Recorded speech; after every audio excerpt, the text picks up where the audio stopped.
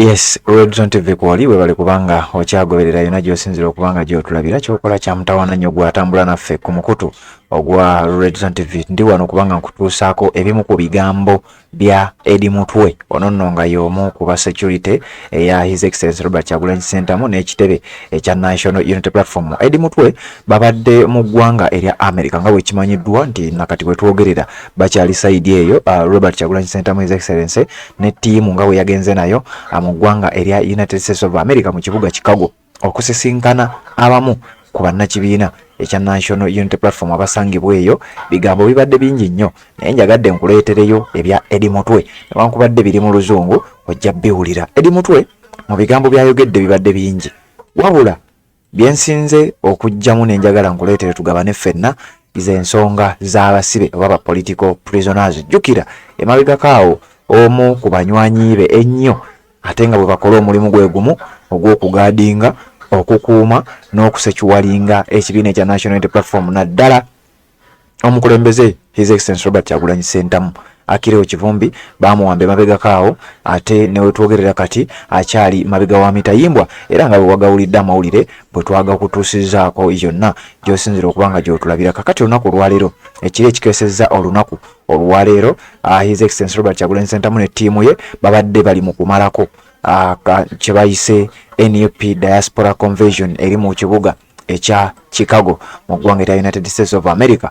Eddie Mutwe gyayogeredde ebigambo mu luzungu olw'ekika ekyawaggulu. Njagala kubanga nkuwa akatambi ka Eddie Mutwe nga nnyonnyola mu luzungu olw'ekika ekyawaggulu nga bwe nkugambye ku nsonga ezo zennyini zayogeddeko nga Eddie Mutwe oba Eddie Ssebuufu abangi gwe tumanyi nga Eddie Mutwe. Bigambo bibadde bingi naye nga bwe nkugambye nti ffe tukuwaayokko at least bye tulowooza nti bye bikoze amakulu n'obeera nga nabyo obitegeera. Nga sinaba kubanga nkuwa ebigambo bino nga bulijjo nsooka kubaako ate wano ke nkujjukiza then ne nkuleetera ebigambo bya Eddie Mutwe awo ne tuba nga ate tweyongera mawulire g'ensembyeyo kubanga ndeeta abataddeko obubaka bwammwe ngenda kubusoma ku nkomerero eya updates zino. Nja kukusaba olayikinge kubanga gy'okoma okulayikinga information gy'okoma okubanga ate etambula. Sooka owulize bino nzije nkuwe ebigambo bya Eddie Mutwe ng'ate biri mu luzungu olw'ekika ekyawaggulu. Abadde bagamba nti security team ya His Excellency tebaasoma ogenda kuwulira Eddie Mutwe oti. Assalamu alaikum wa rahmatullahi wa barakatuh. Amanya n'eddoboozi Haji Abdul omusomi w'eddua. Nkola ku nsonga ez'enjawulo emirimu nga gikutataganyeko ebyenfuna byo nga bidobonkanye ne oba oli bweru wa ggwanga emirimu gya kucankalanako jangu kusomere ku ddua okubeda nedda eddua zaabaawo eddua zisomibwa omuntu n'oterezebwa mu mbeera yonna ebadde ekwesibyeko ekusibyeko akanyaga. Nina ekyoto kyensobola okukumira wadde oli bweru wa ggwanga nga toli kumpi wano n'ofuna omukisa ogwo nawe n'osomerwako ku ddua nga nkuteddeko n'akabaani Allah ajja kusaasira ajja kwanukula. Kuba ku namba yange y'essimu 0752 44 71 56 ne ku WhatsApp kwendi mpereza obubaka sobole okuyamba. Assalamu alaikum wa rahmatullahi wa barakatuh.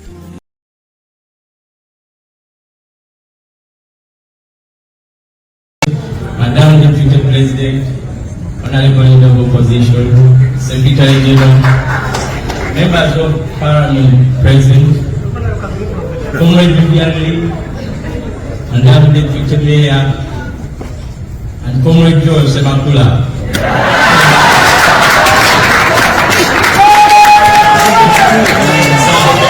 My name is Sabuf Edward, also known as Eddie Mutwe. I'm very humbled to stand before you today here in Chicago.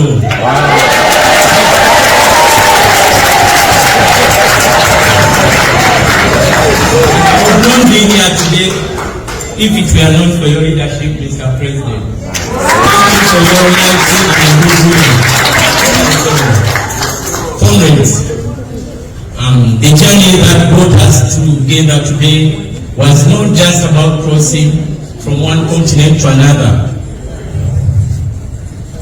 It was a journey to confirm that in the struggle for freedom, the efforts of everyone count no matter where they stay. No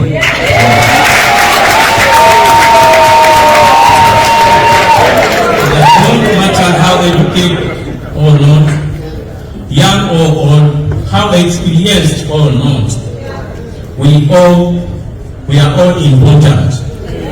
We all matter, and we all have a stake in building our country, Uganda.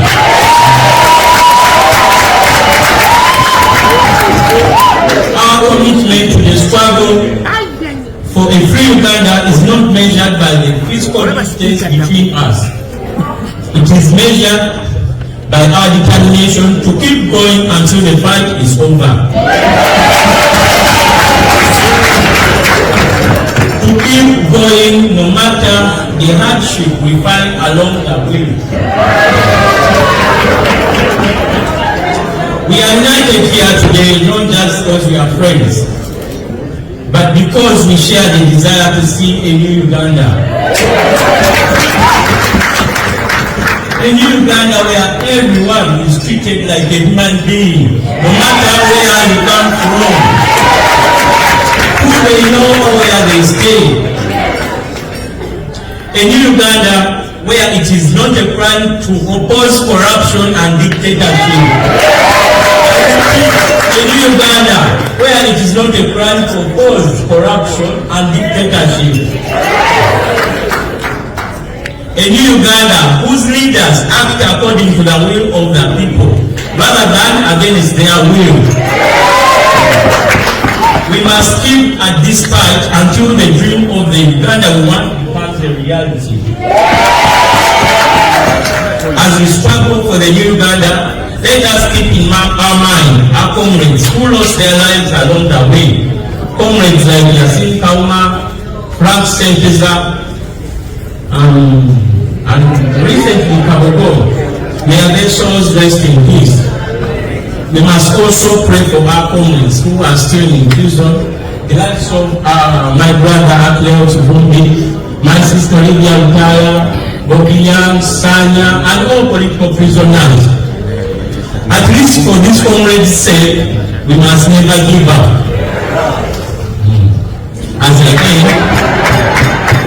let us remain united and stand together in quest for a better country, Uganda. Thank you once again, Mr. President, for this honor.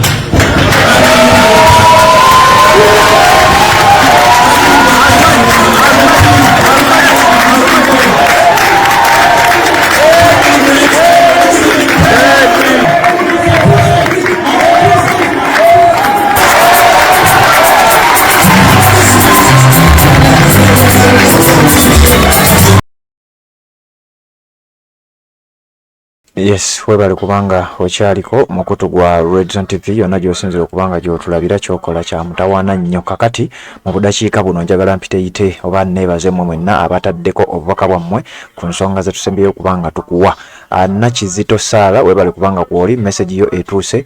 Nangobi Joyce webale kubanga ogoberera message etuuse. Susan Global Seranga bulijjo webale kubanga ogoberera message yo etuuse. Ku mukutu gwa Red Zone TV Divine Screen Pictures mwebale kubanga namwe mugoberera mukutu gwa Red Zone TV message etuuse.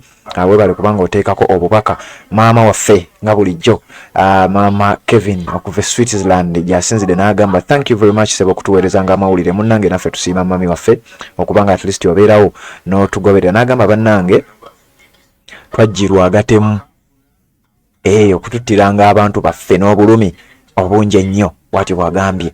Message etuuse mama Kevin bali kubanga ogoberera tamubula ali n'agamba mpuuga tadda tebamuzza webale kubanga naawe ogoberera. Kavuma Rehema Masse webale kubanga kwoli agambye Umaru Kiseka gwasinze okwawula yawula abantu mu struggle ndooza ayogera ku message eri yetusembyeyo kubanga ate tuteekayo. Fatima webale kubanga naye kwoli ate ku mukutu ogwa Red Zone TV message yo etuuse. Nantongo Jenny bali kubanga kwoli Sekimpi Godfrey natugamba mwebale kuweereza munnaye naawe webale kubanga obeerako gwasinga okubanga ogoberera omukutu ogwa Red Zone TV. ne Nantongo Jen natugamba mwebale kuweereza munnaye mwannyinaze naawe webale kubanga obeerangako ate nossaako n'obubaka bwo ne bubanga ate butuuka ku muntu yenna oba oliawo yandyagadde okubanga ate amanya ekigenda mu maaso. Red Zone TV kwolisa bambulire Patrick Nzembeerawo emabega w'omuzindalo okubatuusaako bino ate njagala wano wemba nkuleka tuwuliziganye mu updates eziddako kubanga buli ekijja ogenda kubanga ate okifuna bulungi nnyo mukutu gwa Red Zone TV era webale kubanga okyagoberera tuwuliziganye mu updates eziddako.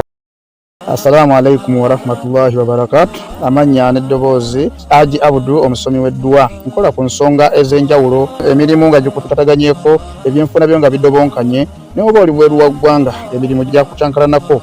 Jangu kusomere ku ddua okuvudda nedda eddua zaabaawo, eddua zisomibwa, omuntu n'otereezebwa mu mbeera yonna ebadde ekwesibyeko akanyaaga. Nina ekyoto kye nsobola okukumira wadde oli bweru wa ggwanga nga toli kumpi wano n'ofuna omukisa ogwo nawe n'osomerwako ku ddua nga nkuteddeko n'akabaani. Allah ajja kukusaasira, ajja kwanukula. Kuba ku namba yange y'essimu 0752 44 71 56 ne ku WhatsApp kwendi mpereza obubaka sobole okukuyamba. Assalamu alaikum warahmatullahi wabarakatuh.